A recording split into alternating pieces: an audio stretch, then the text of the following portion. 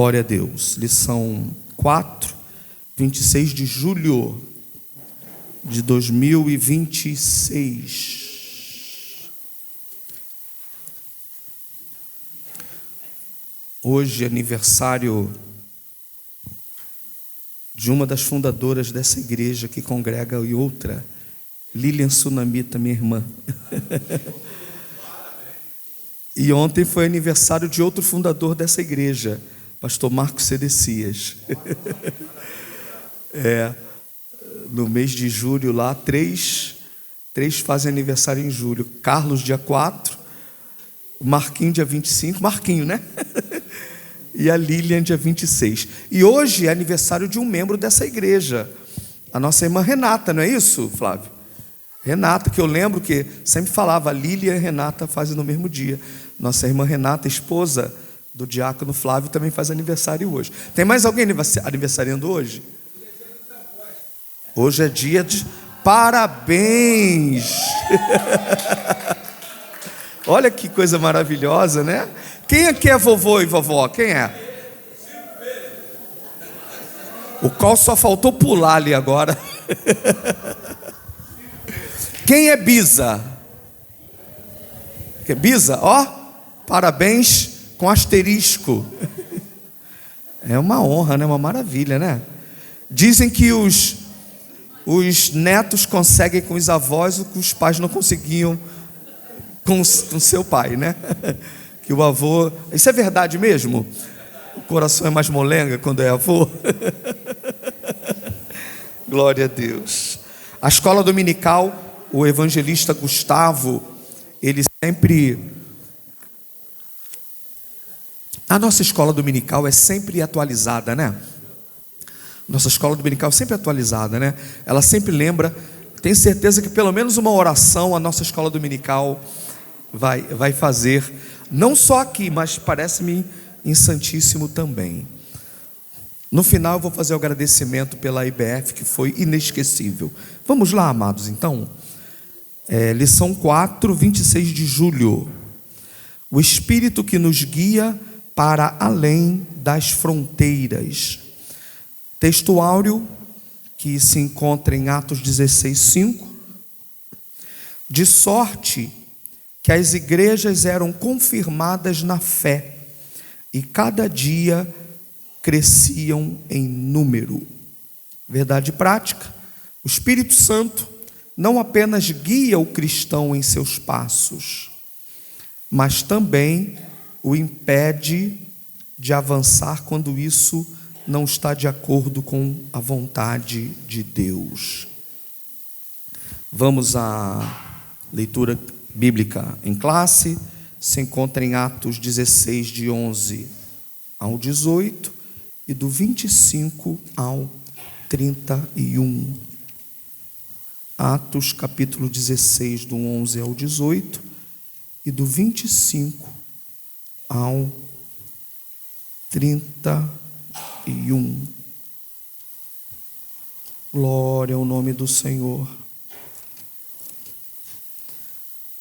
Deixa eu abrir aqui também nessa minha Bíblia, que é a minha versão, que eu gosto muito dela.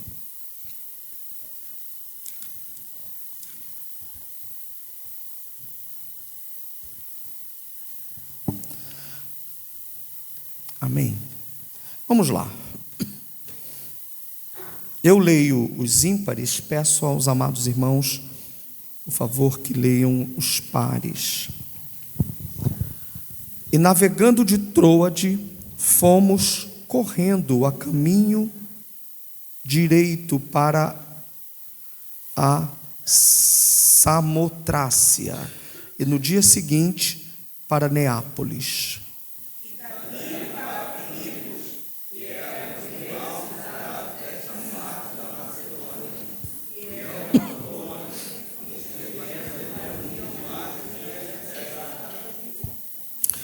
Versículo 13: no dia de sábado, saímos fora das portas, para a beira do rio, onde julgávamos haver um lugar para a oração. E assentando-nos, falamos às mulheres que ali se ajuntaram. Uma certa mulher chamada Lídia,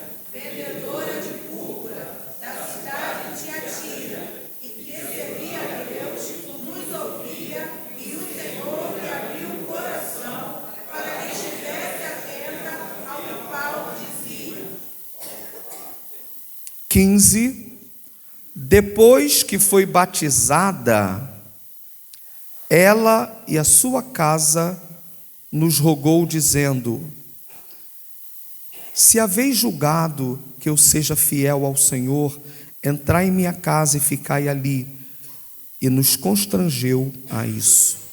E aconteceu que, indo nós à oração, nos saiu ao encontro uma jovem que tinha espírito de adivinhação, a qual, adivinhando, dava grande lucro aos seus senhores. E esta, seguindo a Paulo e a nós, clamava dizendo: estes homens que nos anunciam o caminho da salvação são servos do Deus Altíssimo. E isto fez ela por muitos dias, mas Paulo, perturbado, voltou-se e disse ao Espírito: em nome de Jesus Cristo, te mando que saias dela. E na mesma hora saiu. Pulando para o 25, perto da meia-noite, Paulo e Silas oravam e cantavam hinos a Deus, e os outros presos os escutavam. De repente, sobreveio tão grande terremoto que os alicerces dos cárceres se moveram, e logo se abriram todas as portas, e foram soltas as prisões de todos. Acordando o carcereiro e vendo abertas as portas da prisão, tirou a espada e quis matar-se, cuidando que os presos já tinham fugido. Mas Paulo clamou com grande voz, dizendo: não te faças nenhum mal, que todos aqui estamos. E pedindo luz, saltou dentro, e todo trêmulo se prostrou ante Paulo e Silas. Tirando-os para fora, disse: senhores, que é necessário que eu faça para te salvar? E eles disseram: crê no Senhor Jesus Cristo, e serás salvo, tu e a tua casa. Aleluia. Irmãos, fazendo uma sequência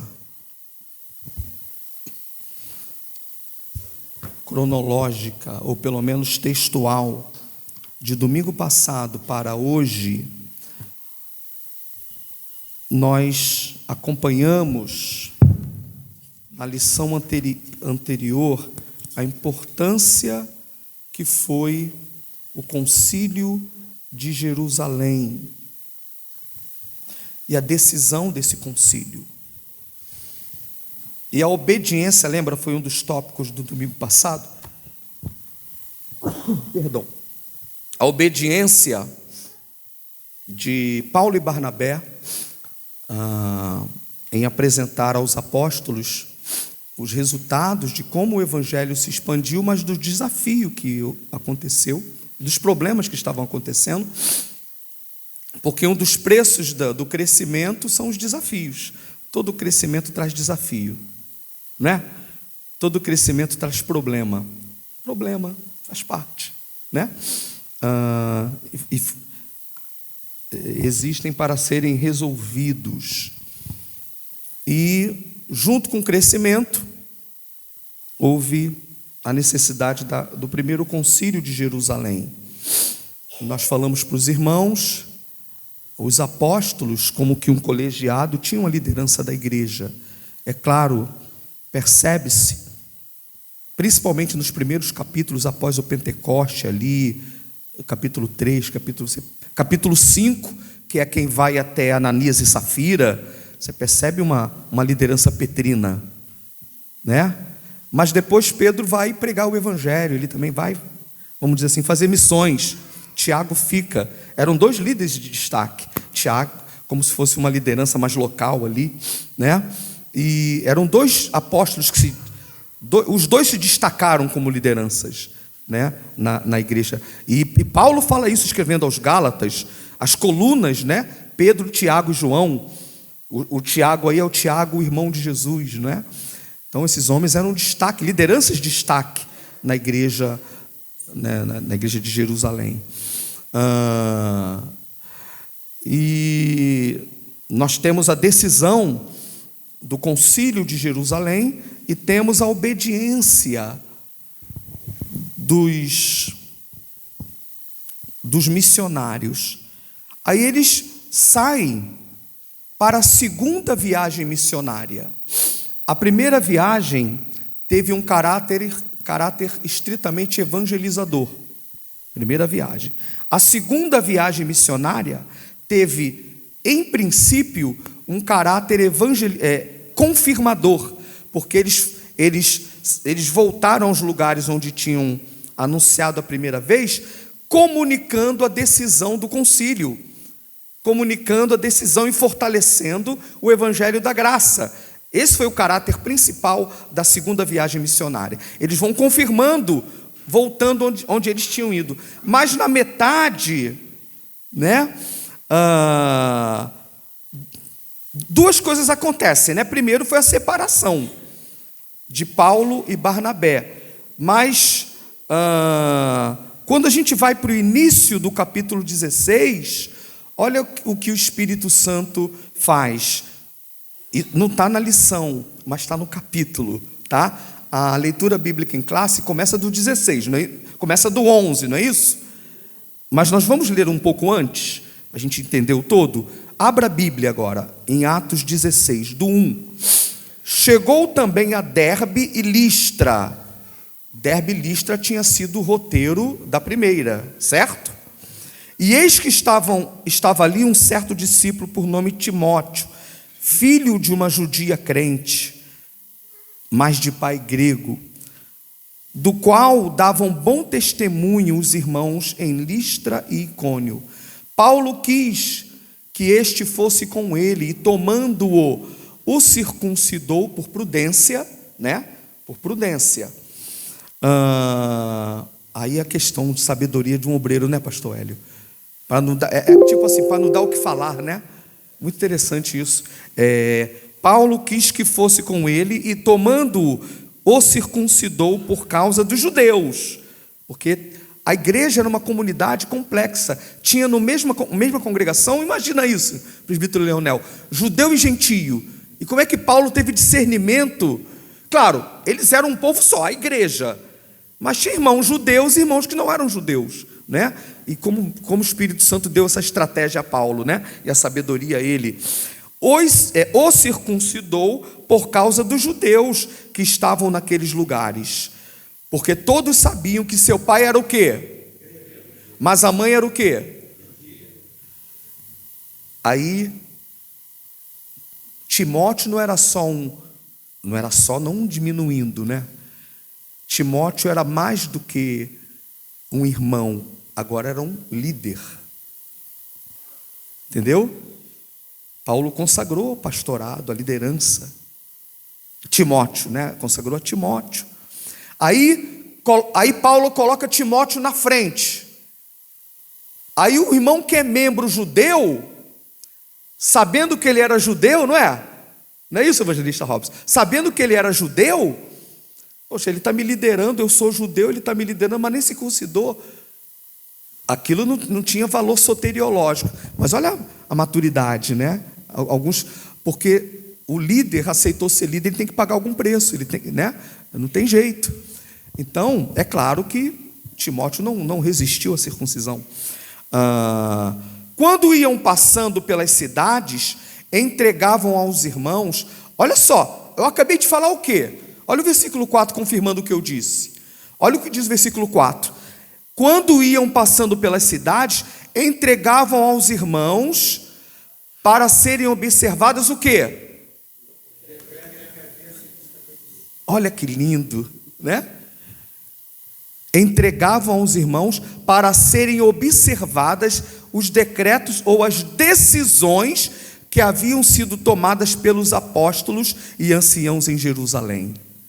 Ou seja, isso está comprovando o que eu estou dizendo, que o propósito propósito inicial da segunda viagem missionária foi um propósito confirmador. Eles voltaram à cidade onde evangelizaram, dizendo: Paulo já tinha esse pensamento, Paulo já tinha essa doutrina, mas agora ele está indo com a decisão dos apóstolos. Essa foi a decisão dos apóstolos, sigamos isso. E acima de tudo, a obediência. Já pensou, presbítero Elias, se os apóstolos tomam uma decisão e eles vão lá pelas congregações falando outra coisa? Já pensou? Que coisa, né, pastor Nivaldo? Tem uma decisão, a decisão foi essa. Já pensou se Paulo começasse a dar a notícia que interessasse a eles? Olha a importância da obediência e da unidade. Por isso foi tópico de semana passada, né? Paulo passa exatamente fortalecendo as igrejas, passando o que foi decidido, passando, né, o que foi, o que o Espírito Santo, porque pareceu bem primeiro ao Espírito Santo e depois a eles. Então, irmãos, o versículo 4 prova o que eu disse aqui, de que o caráter da segunda viagem missionária, o caráter primeiro, ele foi confirmador, foi para confirmar a doutrina e confirmar a decisão do Concílio de Jerusalém. E a palavra confirmar aparece no versículo 5, pelo menos na minha versão. Assim as igrejas eram o quê? Pronto, já provou aí. Provou o que eu disse, que o caráter da segunda viagem primeiro foi confirmadora. Amém, amados? Tanto que a Bíblia diz: assim as igrejas eram confirmadas na fé. Glória a Deus!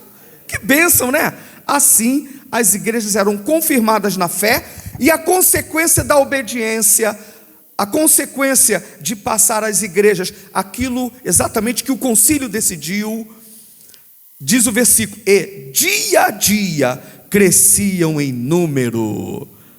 A igreja pode dizer um amém? Então o capítulo 16 narra a segunda viagem missionária. Quando chega em certo ponto, aí o Espírito Santo muda o que Paulo e sua equipe pensavam que iam fazer. Vamos ao versículo 6. Atravessaram a região frígio-gálata, tendo sido impedidos pelo Espírito Santo de anunciar a palavra na Ásia. E tendo chegado diante da Mísia, tentaram ir para Bitínia, pensando que ia ser uma viagem de um teor confirmador. Mas o Espírito de Jesus, lindo isso, né? Mas o Espírito, a versão de vocês também traz assim? O Espírito de Jesus, ou seja, procedente de Jesus, glória a Deus, não lhe permitiu. Nós temos que ter o identificador na obra, que por mais boa intenção que tenhamos, não temos que fazer somente porque temos o zelo e o amor, mas temos que ser obediente à visão e à direção do Espírito Santo. Se não houvesse uma interferência do Espírito Santo, ele ia fazer da maneira como ele achava que deveria fazer, mas o Espírito Santo estava na condução. Tem coisas que o Espírito Santo não permite que façamos, irmãos. Às vezes, não vem a voz direto, não faça. Às vezes não é um sonho, às vezes é um sonho. É possível que Deus fale em sonho o que fazer, o que não fazer no ministério? É ou não é? Como é que a pessoa sabe? Sabendo. Eu sempre digo: como é que eu vou saber? Você sabe. Quando Deus fala, não deixa dúvida, amém? Quando Deus fala, você tem certeza que não excedeu na feijoada. Você tem certeza que não comeu demais 2 hambúrgueres, alface, queijo, molho especial, cebola, pix. Né? Você sabe que não foi. Está caro demais, vale a pena não, né? É melhor comprar os salgadinhos do irmão Roberto e irmão Marcelo. Né? Os bolos da nossa cantina, os nossos doces. Oi? Os caldos. Aos caldos, né? Os caldos, esses alimentos da igreja vai até ajudar no sonho que Deus dá. Então, amados, como é que a gente sabe se foi de Deus? Quando é de Deus, não deixa dúvida, né? Deus pode falar pelo sonho. Deus pode usar um profeta e dizer? Pode, Deus usa. Estava dizendo ontem lá aos colegas da convenção, aos ministros, né?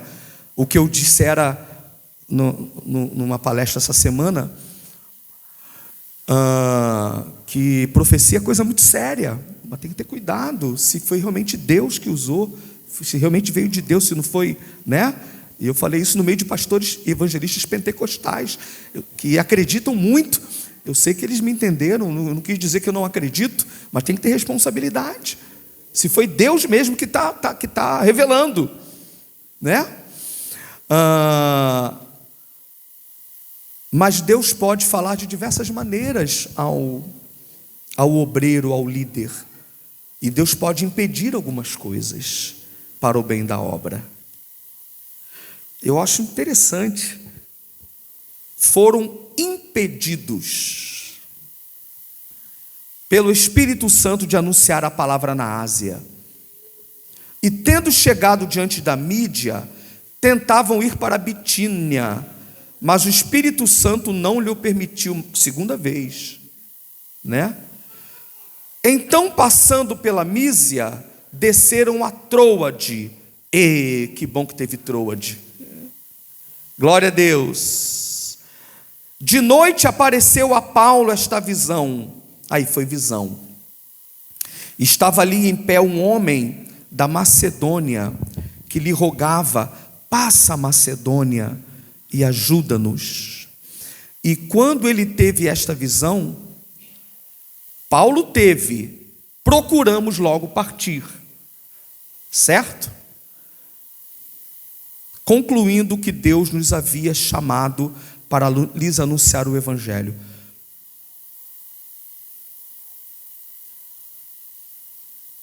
Vou ter que fazer igual a EBF ontem.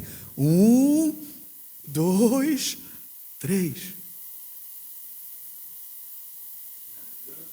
As crianças foram mais obedientes ontem aqui. É lá fora, né? Está em aula, irmãos. Vamos voltar. Voltando. E quando ele teve esta visão, procuramos logo partir para a Macedônia. Eita! Na visão, o homem fala: passa a... E o 10 diz: procuramos logo partir para a... O nome disso é obediência. Como esses missionários eram obedientes, irmãos.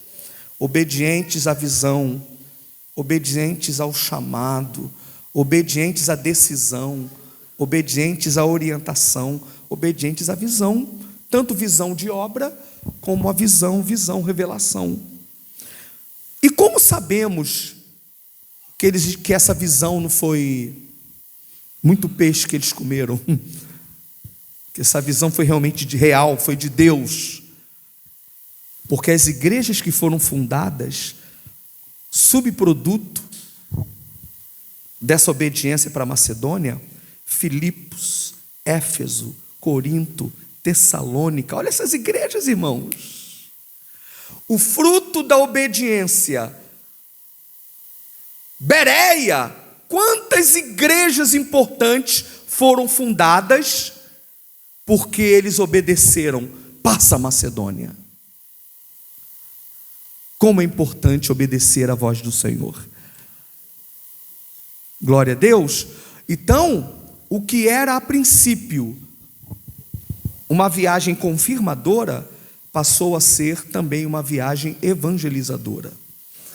Então, a primeira viagem missionária teve um teor estritamente evangelizador. Claro, foi discipulador, porque eles discipulavam, né?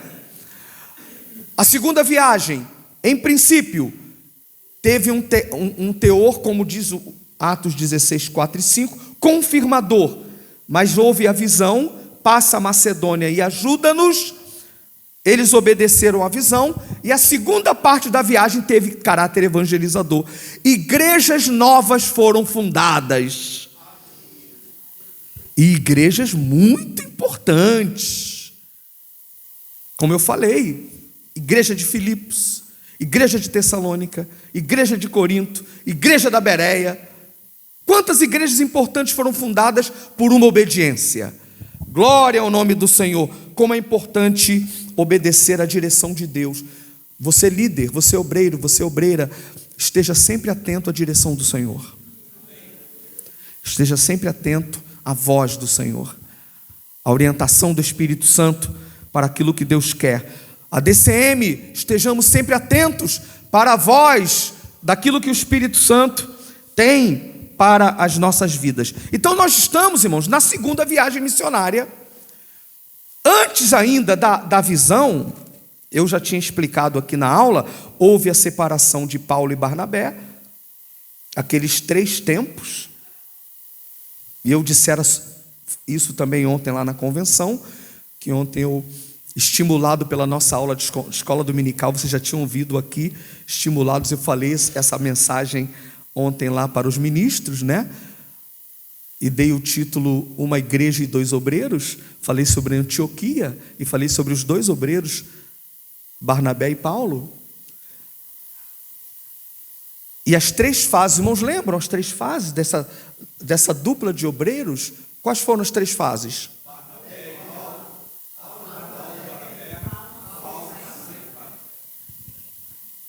Então ele já havia esse sem Barnabé. Não significa que houve ranço, raiz de amargura, foram posicionamentos distintos, diferentes, de 2 obreiros. E, claro, em tudo sempre o nome do Senhor é glorificado. Então, Barnabé já não está nessa equipe, né? Você tem Lucas nessa equipe. Como é que se sabe que tem Lucas nessa equipe? Mas como é que você identifica que ele está ali no momento? Que ele podia estar escrevendo alguma coisa que passaram para ele. Isso, perfeito. Você lê hoje, nós partimos, ele está ali dentro, nós. Interessante, ele está narrando e está junto com o acontecimento. Interessante, né? Então, irmãos, aí chegamos à questão do versículo 11. Navegando, pois, de Troade, fomos em direitura a Samotrácia, e no dia seguinte a Neápolis. Dali partimos para Filipos. Aí nós temos uma questão muito interessante que é explorada hoje, que é a conversão de Lídia e a salvação do carcereiro. Então esse título, Além das Fronteiras, ele está muito bem colocado, mas seria melhor ainda colocado com essa introdução da segunda viagem missionária que eu dei agora para vocês. Para vocês entenderem o contexto do início da segunda viagem, entenderam? Nós nos situamos no tempo e no espaço, né? Que ele já começa ali do meio. Eu acho que teria sido melhor explorado situando no tempo e no espaço, né? Como começa a segunda viagem, o teor da mudança para Macedônia, o contexto dela, até chegar ali em Filipos, como já consequência da segunda viagem, né? Então, irmãos, eu digo em termos de leitura, né? Leitura bíblica. Aí chega lá, tem a conversão da nossa irmã Lídia. No sábado saímos portas afora para a beira do rio, onde julgávamos haver lugar de oração. E sentados falávamos às mulheres ali reunidas. E certa mulher chamada Lídia, vendedora de púrpura da cidade de Tiatira, e que temia Deus, nos escutava, e o Senhor lhe abriu o coração para atender às coisas que Paulo dizia. Depois que foi batizada ela e sua casa, rogou-nos dizendo: se haveis julgado que eu sou fiel ao Senhor, entrai em minha casa e ficai ali, e nos constrangeu a isso. Além da conversão da irmã Lídia ter sido sincera, pois ela temia Deus, e Deus abriu-lhe o coração, porque era uma mulher temente a ele, como que dizendo, Deus lhe facilitou as portas da entrada do evangelho, porque era uma mulher temente, não é isso? E essa mulher tão temente se converteu, e foi logo discipulada e foi logo batizada, é o que o texto nos diz, foi logo discipulada, é ou não é? Foi logo discipulada e foi logo batizada. Glória ao nome do Senhor. E ela não apenas passou por uma conversão genuína, mas também fez da sua casa um local de pregação do evangelho, né? Depois que foi batizada, ela e sua casa, rogou-nos dizendo, se haveis julgado que eu sou fiel ao Senhor, entrai em minha casa e ficai ali, e nos constrangeu a isso. Que interessante, irmãos, como Deus, na história da igreja, reservou um papel especial para as mulheres na obra do Senhor. Segunda-feira, quando dei a palavra, um trabalho de um pastor querido que estava fazendo como fosse uma cruzada em mais de uma igreja, e eu, claro, é um trabalho que tinha muitas irmãs de círculo de oração, porque foi uma comemoração junta do aniversário da nossa denominação com o aniversário do círculo de oração. Então tinha muitas irmãs. E eu disse às irmãs que ela era 90% da frequência, mas mesmo que não fosse um trabalho só de irmãs, as irmãs já são maioria. Primeiro por questão de censo, segundo por questão de voluntariedade mesmo de fazer. As irmãs têm feito, não que nós homens não fazemos, mas nós temos que tomar mais jeito. Não tome como ofensa não, que eu estou me incluindo nisso. As irmãs estão fazendo, e deixem ela fazer, que façam. Elas não se preocupam muito com o título, façam, preguem, sejam missionárias, façam a obra do Senhor, né? Glória a Deus, irmãos. Façam a obra do Senhor. E a irmã Lídia é um exemplo muito bom nisso, né? Se converteu, uma mulher de oração, e fez da sua casa um local de oração. Deus continue usando as irmãs da DCM. Vocês não têm fé não, irmãs? Deus continue usando as irmãs da DCM. E Deus continue usando os irmãos da DCM. Foi bom, quase veio 3. Glória ao nome do Senhor. E eu digo sempre que a boa culpa disso, foi de Frida Wingre, né? Uma mulher ativa na obra do Senhor. Então Lídia, esse exemplo, Lídia ensina as irmãs a serem tementes a Deus, passou por uma conversão genuína, foi batizada. O batismo não é opção, o batismo não é condição para salvação, mas é condição para comunhão. O batismo não salva, mas é para o salvo. Vou repetir, o batismo não é condição para a salvação, mas é condição para a comunhão. Como é que pode uma pessoa, não, pastor, eu já tenho certeza da salvação, já só não é muito tempo de batizar. Que história é essa? Foi tempo de entregar a vida para Jesus, não foi tempo de batizar? A menos que tenha alguma coisa que precisa ser resolvida. A DCM não batiza de qualquer jeito. Se tem igreja que batiza, vão dar conta a Deus, né? Nós temos pré-requisitos e vamos obedecer sempre. Eu já passei momentos aqui até de incompreensões por não colocar membresia de qualquer jeito, né? Compreensão, mas a gente mantém esse princípio. E o próprio membro depois agradece na frente. Pastor, isso me constrangeu a consertar. Amém? Me constrangeu a fazer o que é certo, a tomar decisões certas, né? Até como família. Glória a Jesus. Então é importante. Agora, irmãos, como é que pode? Alguém diz que se converteu, mas só não quer batizar. Não. Se aceitou, Tem certeza que foi lavado pelo sangue de Jesus? Catecúmenos. Se não foi, domingo que vem. Ah, pastor, eu já aceitei Jesus há 4 anos, só não estou preparado para batizar. Não, vamos para catecúmeno, meu filho. Lá vai decidir o tempo, né? Lá vai decidir o tempo. Então, já tem uma classe funcionando. Batizamos agora há pouco tempo, já tem mais para batizar. Pimenta já me deu, Pimenta, evangelista Carlos Pimenta, né? Já me deu notícia que tem uns 2 lá já. Então, já vamos ter mais batismo, glória a Deus. Isso é crescimento, é crescimento. Louvado seja o nome do Senhor. Então essa é a análise de Lídia.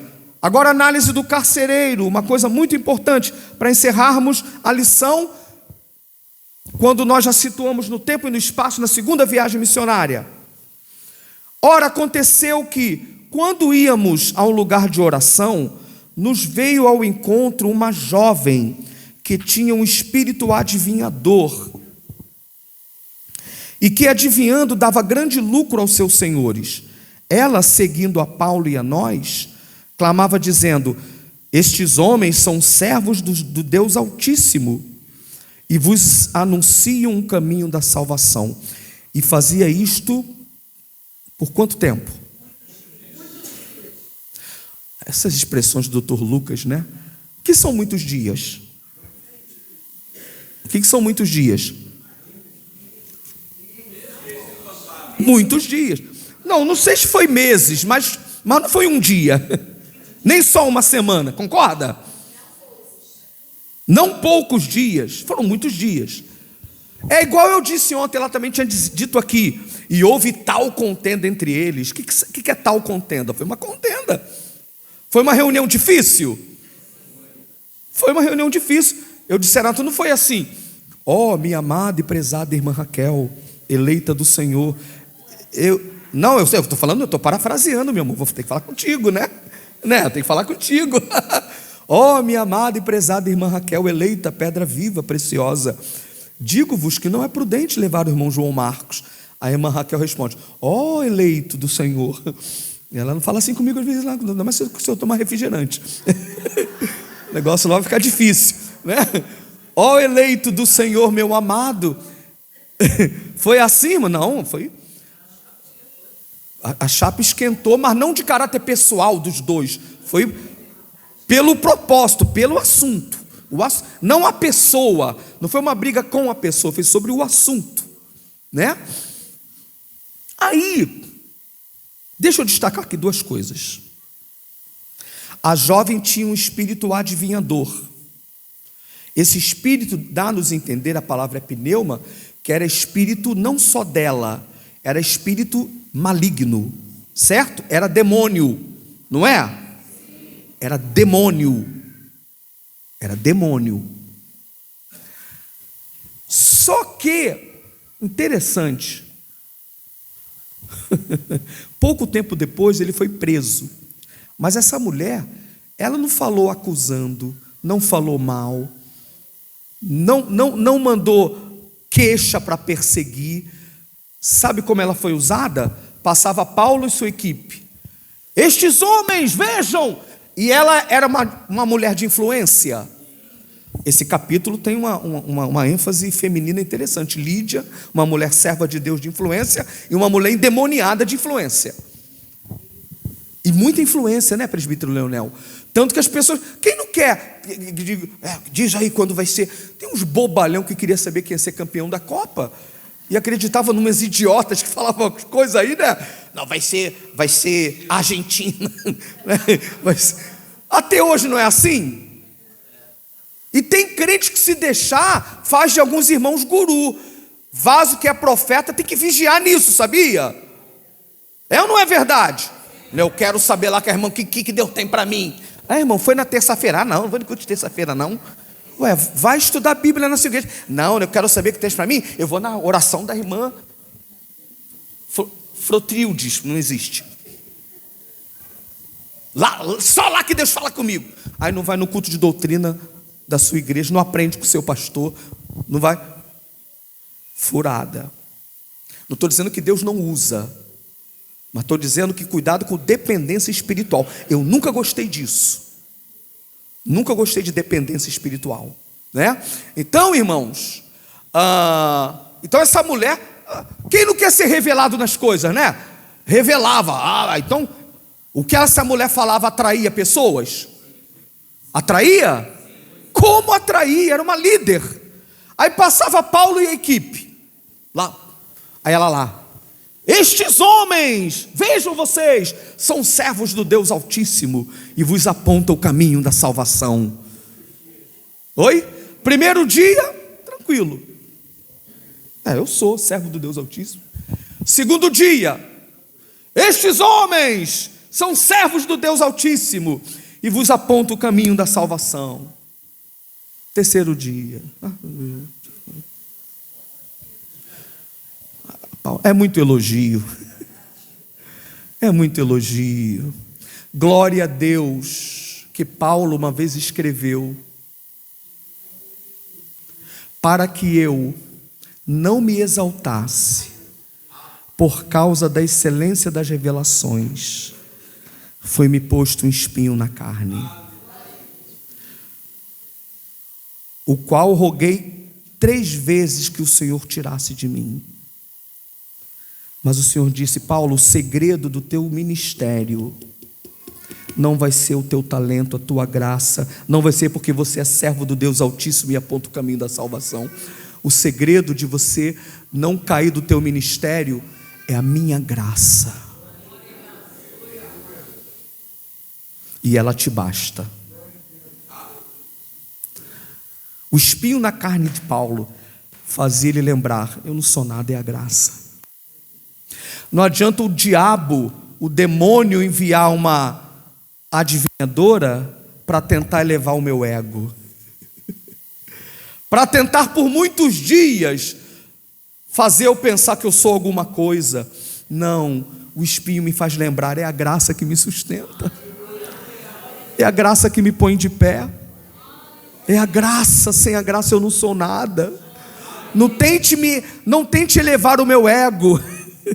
Paulo já estava vacinado, irmãos. Não tente elevar o meu ego. Eu não sou nada. É para isso que Deus mantém um espinho, para que eu lembre que é na minha fraqueza que Deus me fortalece. Se tem uma coisa que não ia derrubar o ministério de Paulo, é tentar elevar o seu ego.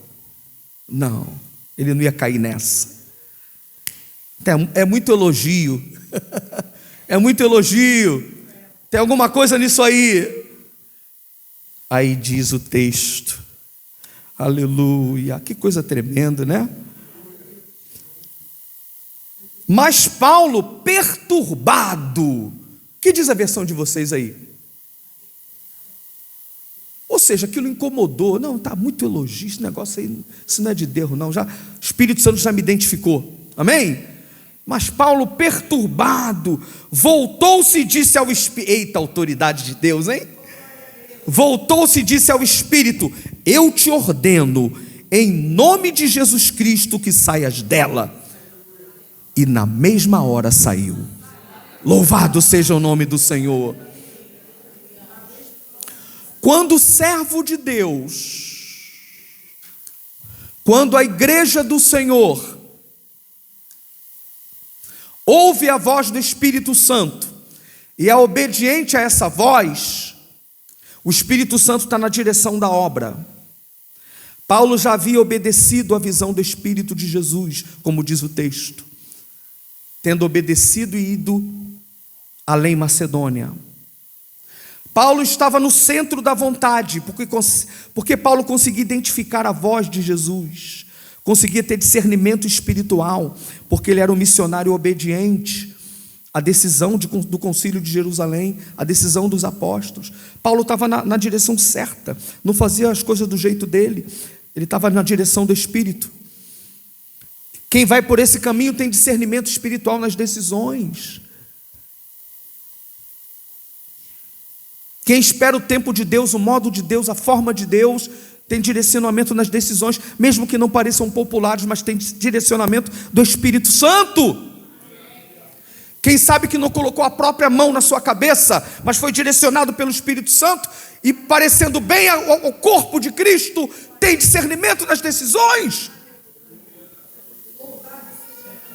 Estava ali um servo do Senhor, Aramachandalabás, na direção do Espírito do Senhor, tomando uma decisão correta do Senhor.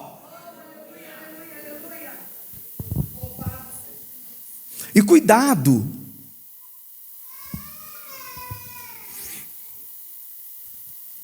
eu lembro da imagem como criança, 6, 7 anos, 8 anos, eu fui para Jacarepaguá. Então minha lembrança ativa de igreja foi em Jacarepaguá e depois de Nova Iguaçu, o ministério que meu pai fundou, presbítero Sidney foi o primeiro dirigente junto com ele, e hoje é pastoreada pelo nosso querido pastor Paulo Berriel. Eu estava presente no primeiro dia do culto daquela igreja. Tinha um pé de carambola ali. Mas eu lembro imagem e a voz fonha que ele tinha. Ele dizia a frase que o diabo vinha muitas vezes com um sapatinho de lã. Era uma frase do pastor Severino. O diabo vem às vezes com um sapatinho de lã. Não vem chifrudo, não vem. Não é? Então, irmãos, às vezes é o pseudo espiritual. Quantas divisões em algumas igrejas pelo pseudo espiritual? Quantas lágrimas em igrejas pelo pseudo espiritual? Pelo pseudo vaso, ou pela pseuda vaso também, né? Não, é pseudo também, né? Pela pseudo vaso, que acaba dividindo igreja, sangrando igreja, fazendo igrejas sofrerem. E muitas das vezes não vem, eu vim aqui, o capiroto me mandou, ou o meu ego me mandou, e eu quero que seja feito como eu quero. Não, meu irmão. É o Espírito Santo que dá o discernimento. É importante ter o discernimento do Espírito Santo. E glória a Deus, que esta mulher que enganava os outros ali, mas não enganou o apóstolo Paulo. Não é isso? Estes homens são servos do Deus Altíssimo e vos apontam o caminho da salvação. Não, exatamente. Mas o propósito é perfeito. O propósito era maligno. O propósito era maligno. Aí eu sempre falo, Paulo lembrava do espinho. Não, é a graça. É a graça do Senhor. É a graça que me sustenta. Louvado seja Deus. E glória a Deus que na mesma hora, sabe o que significa na mesma hora? Autoridade espiritual. Ali estava um homem de Deus com autoridade da parte de Deus. Eu tenho que terminar. Eu vou terminar. Ora, tendo seus senhores, a esperança do seu lucro havia desaparecido, prenderam a Paulo e Silas e o arrastaram para a praça, à presença dos magistrados. Essa mulher, além de ganhar a liderança, ela era uma líder, ela tinha disso o seu lucro ganancioso. Agora veja, essa mulher só elogiava o cara. E qual foi a consequência direta dele ter expulsado o demônio? Prisão. Foi ou não foi? Oi? Não, mas para Paulo. Eu estou falando para Paulo. Qual foi a consequência para Paulo? A prisão. A mulher elogiava Paulo, muitos dias elogiando. Paulo identificou que aquilo era do demônio, e glória a Deus porque identificou, porque veio autoridade espiritual naquela região, manifestação de Deus naquela região, certo? E também algum laço que poderia ser contra o próprio ministério de Paulo. Paulo preferiu obedecer à voz de Deus, não ouvir um elogio procedente de um demônio, mesmo que isso lhe tenha causado cárcere, prisão. Esse homem ensina muito para a gente. Prenderam a Paulo e Silas e o arrastaram para a praça à presença dos magistrados. E apresentando-o aos magistrados, disseram: estes homens, sendo judeus, estão perturbando muito a nossa cidade e pregam costumes que não nos é lícito. Eu não tenho tempo de desenvolver isso, vou terminar. Podem ver as outras classes de adolescentes. E pregam costumes que não... 21. E pregam costumes que não nos é lícito receber nem praticar, sendo nós romanos. A multidão levantou-se a uma contra eles, e os magistrados, rasgando-lhes as vestes, mandaram açoitá-los com varas. E havendo dado muitos açoites, uma coisa forte, o lançaram na prisão, mandando o carcereiro que os guardasse com segurança. Ele, tendo recebido tal ordem, os lançou na prisão interior, ou seja, açoitados, sangrando e sem luz, né? Sem luz, no escuro, lugar sujo, não teve anestesia, foi açoite. Lançou-os na prisão interior e lhe segurou os pés no tronco. Rapaz, eu fui lá, identifiquei o espírito maligno, expulsei o demônio. A mulher estava me elogiando, mas aquilo era para exaltar o meu ego. A mulher incitou, você percebe no contexto, incitou a multidão contra Paulo, porque feriu o seu ego. Interessante. O legal seria, mas não foi o que aconteceu, se ela tivesse sido liberta, se arrependido e convertido. Você não lê isso aqui, né? Você não lê isso aqui. Está agora Paulo, depois de açoites, escuridão e tronco. Meia-noite, o que esses homens faziam? Paulo e Silas oravam e cantavam hinos a Deus, enquanto os presos os escutavam. Tudo na vida desse homem resultava em evangelismo. Tudo na vida desse homem resultava em evangelismo. Até quando ele perseguia a igreja, já resultou em evangelismo. Porque os que foram dispersos pela perseguição causada a Estevão, com a permissão de Paulo, não foi com a permissão de Paulo? Então, Paulo que induziu a perseguição, cumprindo ordens. Até Paulo perseguindo já estava fazendo bem, sem saber, porque os que foram dispersos foram pregando. Aí está Paulo lá preso, açoitado. Silas, vamos cantar? Vamos. Vamos orar? Vamos. Oravam e cantavam. E os presos o ouviam, os escutavam. Louvado seja Deus. Aleluia. De repente houve um tão grande terremoto que foram abalados os alicerces dos cárceres, e logo se abriram todas as portas e foram soltos os grilhões de todos. Ora, o carcereiro, tendo acordado e vendo abertas as portas da prisão, tirou a espada e ia suicidar-se, supondo que os presos tivessem fugido. Mas Paulo bradou em alta voz, dizendo: não te faças nenhum mal, porque todos nós estamos aqui. Tendo ele pedido luz, saltou dentro e todo trêmulo se prostrou ante a Paulo. Nós temos um chefe de família à beira de suicidar-se, em trevas. Claro, ele pediu luz para poder enxergar lá, mas eu quero dar um teor também simbólico. O homem perto de suicidar, pedindo luz. Quantos estão nessa situação? Perto de tirar a própria vida, querendo luz. O que Jesus disse acerca de nós? O que Jesus disse acerca de nós?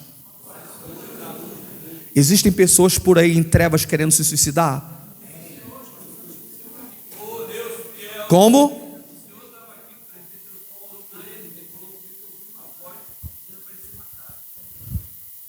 Então é o exemplo prático e claro da lição. Quantos estão nesse caminho? A obrigação da igreja é refletir essa luz. O diabo veio para roubar, matar e destruir. Nem toda tentativa de querer tirar a própria vida é demônio, mas é claro que o demônio deseja isso. Não é verdade? Existem casos clínicos que precisam ser tratados, amados, respeitados. A gente já passou essa estupidez de achar que tudo é demônio. É ou não é? Tem casos que têm que ser clínicos, amados, acompanhados. Não é? Remédio, tem casos que tem que ter remédio. E não vai deixar de ser pastor por isso, de ser irmão por isso, não vai deixar de ser irmã por isso, não vai deixar de ser vaso por isso, não vai deixar de ser usado por Deus. Não é verdade, irmãos?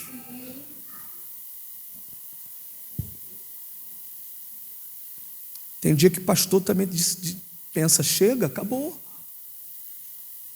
Né? Tem vários motivos. E tem aquele que é: quantos casamentos, quanta relação de pais e filhos, quantos? Mesmo nós sendo luz, estamos sujeitos às fases difíceis. Mas eu quero dizer com muito amor para mim e para você, que o nosso Senhor, a luz do mundo, está aqui esta manhã. E eu quero dizer com muito amor e alegria que cadeias podem ser quebradas. E sabe por que esse homem foi livre? Sabe por quê? Porque havia um homem junto com seu colega de missões que sempre cantavam e oravam com uma oração especial, irmãos. Eu não sei dizer, eu sou limitado, mas dizer o porquê, mas sempre é especial. Cada dia eu estou me convencendo mais disso. A oração é especial. Primeiro porque nos mobiliza, nos une num propósito. A oração faz com que Deus a ouça. Pode não ser no momento que a gente precisa, mas em algum momento Ele ouve e você entende: obrigado, Senhor, não foi em vão toda aquela oração. Pode ser que não tenha resposta agora, mas não desiste de orar. Continua orando, no tempo certo Deus vai dar a resposta e Deus vai dar a solução. Eu creio nessa palavra, você crê comigo? No momento certo Deus dá a resposta, no momento certo Deus dá a solução. Aleluia! Eu creio. De vez em quando eu ponho lá, além de logos, de elo, eu ponho uns antigos lá. Essa semana eu pus 2 vezes a chave da vitória. E isso é lindo demais. Quem conhece aí? Da antiga. Quando os problemas surgem na vida do crente. Tem que cantar mais aqui domingo à noite. Muito tempo que eu não vi cantar esse hino aqui. Acho que tem mais de anos que ninguém canta esse hino aqui. Tem ou não tem? Muitos anos que ninguém canta esse hino aqui. Eu não lembro. Vou trocar o tom, tá? A chave da vitória. A chave da vitória. Qual é?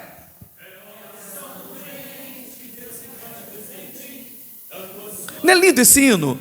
Que hino lindo, irmão. É uma palavra profética. Glória a Deus, e esse homem foi liberto. Paulo bradou em alta voz dizendo: não te faças nenhum mal, porque todos estamos aqui. Aleluia.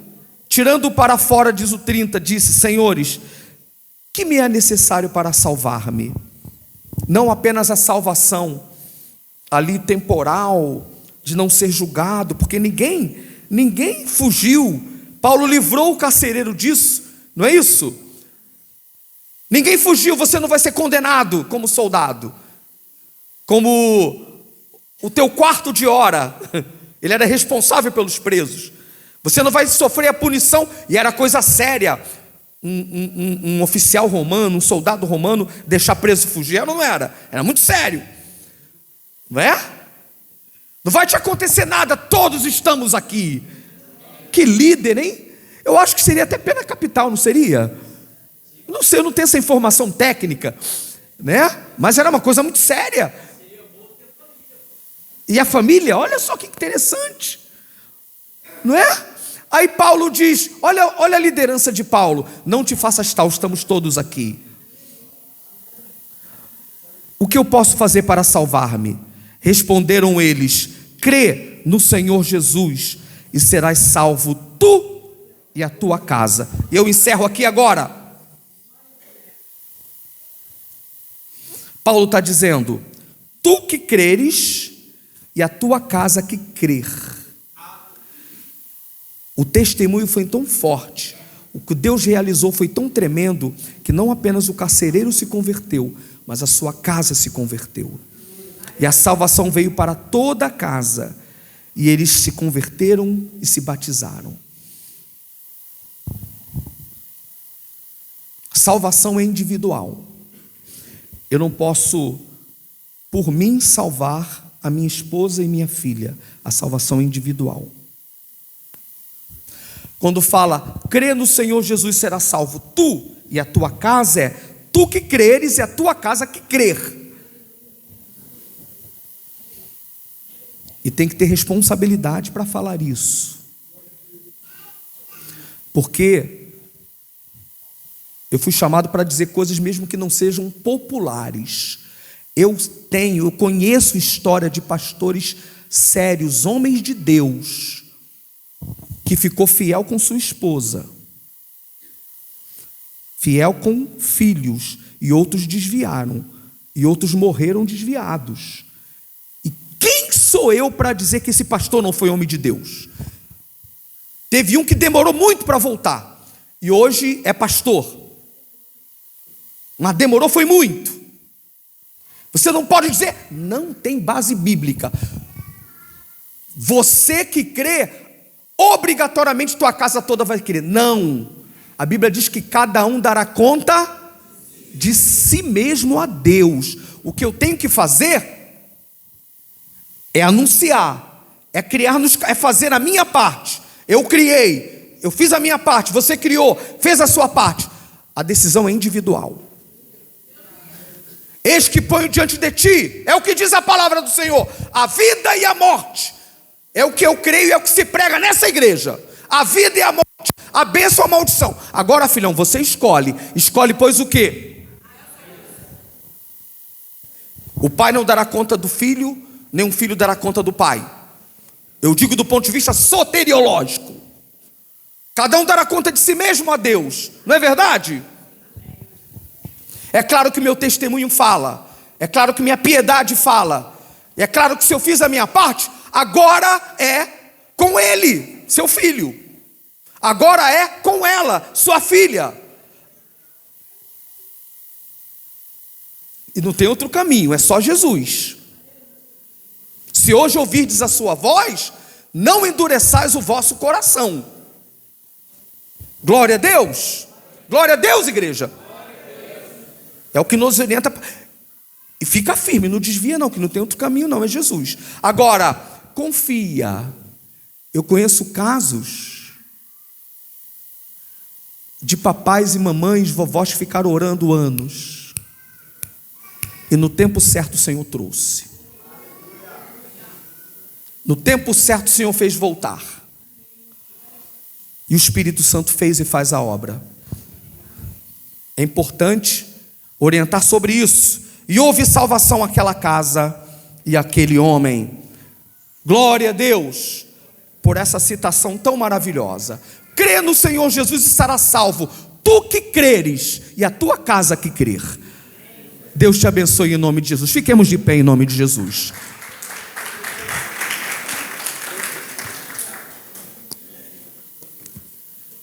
Senhor, louvamos o teu nome, glorificamos o teu nome, porque tu és o Deus justo, poderoso e fiel.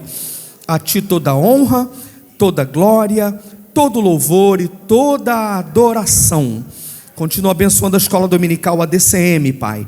E essa segunda parte também toma direção para a glória do nome de Jesus. Amém, amém, amém.